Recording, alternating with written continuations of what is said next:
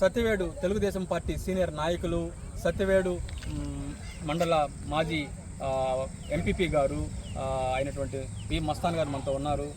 అతనితో మాట్లాడి ఎలక్షన్ గురించి మాట్లాడడానికి ప్రయత్నం చేద్దాం. సార్ నమస్కారం. సార్ చెప్పండి, ఇక్కడ తెలుగుదేశం పార్టీ ఎలా ఉంది, ఎలా ఎన్నికల ముందుకు వెళ్తుంది, చివరంకానికి వచ్చారు, ఎలా పరిస్థితి ఎలా ఉంది?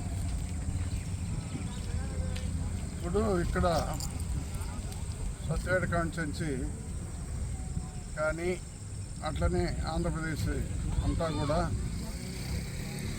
ఇప్పుడు తెలుగుదేశం పార్టీ బాగా పుంజుకుంది. ఎందుకంటే బీజేపీ కమలం, బీజేపీ వాళ్ళు, జనసేన వీళ్ళు ముగ్గురు ఒకటైనారు కాబట్టి ఇప్పుడు అన్ని విధాలు కూడా ప్రజల్లో బాగా ఓట్లేసేదానికి తిరుగుబాటు వెళ్ళారు టీడీపీకి.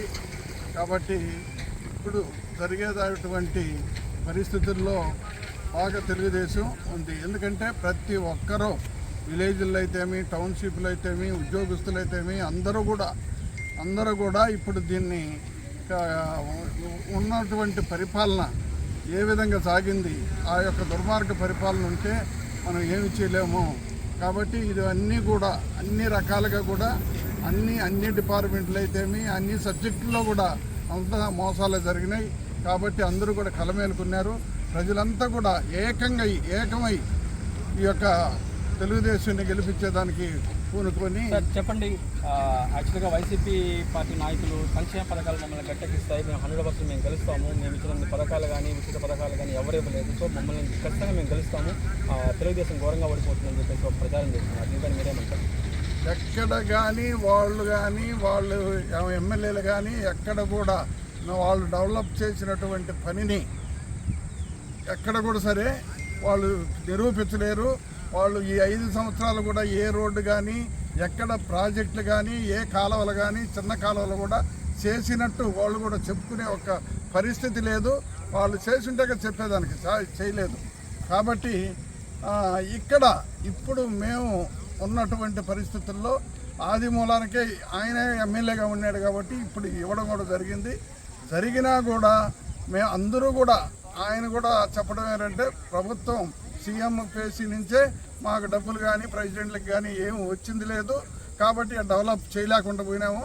మాకు సీఎం ఇంటర్వ్యూ కూడా లేదు. కాబట్టి నేను వచ్చేయడం జరిగింది అనడం కూడా జరిగింది. అయితే ఇప్పుడు ఆదిమూలం గారు ఇక్కడ ఎమ్మెల్యే టికెట్ ఆశించి ఇక్కడ బరిలో ఉన్నారు. ఇప్పుడు ఇతను గతంలో వైసీపీ పార్టీ నుంచి ఎమ్మెల్యేగా ఉన్నారు.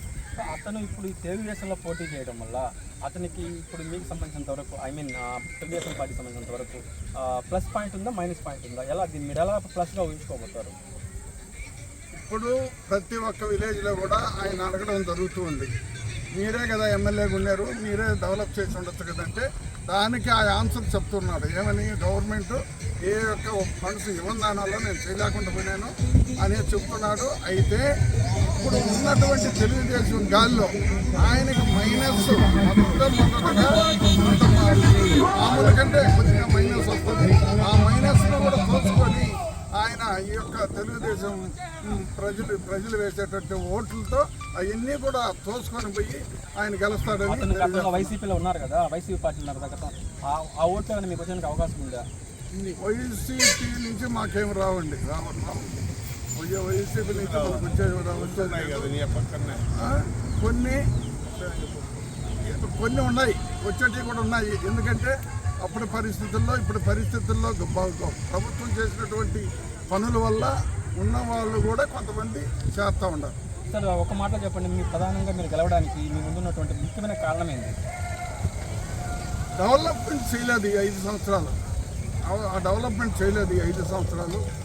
అది చేయని దానివల్ల అందరూ ప్రజలు కూడా అంతా మీ మీడియాలో అయితే మీ టీవీలో అయితే అందరూ చూసి నాలెడ్జి తెచ్చుకొని వాళ్ళందరూ కూడా దీనిపైన ఎదురు తిరగడం జరిగింది. సత్యవేడు మండలం ఎప్పుడు తెలుగుదేశం కొంచెం ఫేవర్గా ఉండేది, కొన్ని సందర్భాల్లో తప్పితే ఎప్పుడు తెలుగుదేశం పాజిటివ్గా ఉండేది. సత్యవేడు మండలంలో ఈసారి ఎంత మెజారిటీ రావచ్చు మీరు ఊహిస్తున్నారు తెలుగుదేశం పార్టీ మండలం వైద్యుగా? సత్యవేడు మండల వైద్యంగా తెలుగుదేశం పార్టీ మంచి మెజారిటీ వస్తుంది, 10-12 వేల రూపాయలు. ఎందుకంటే ఇండిపెండెంట్ అభ్యర్థి వేసిండే దానివల్ల ఎంత లేదన్నా కూడా ఇక్కడ 15,000 మెజారిటీ వచ్చే అవకాశం ఉంది.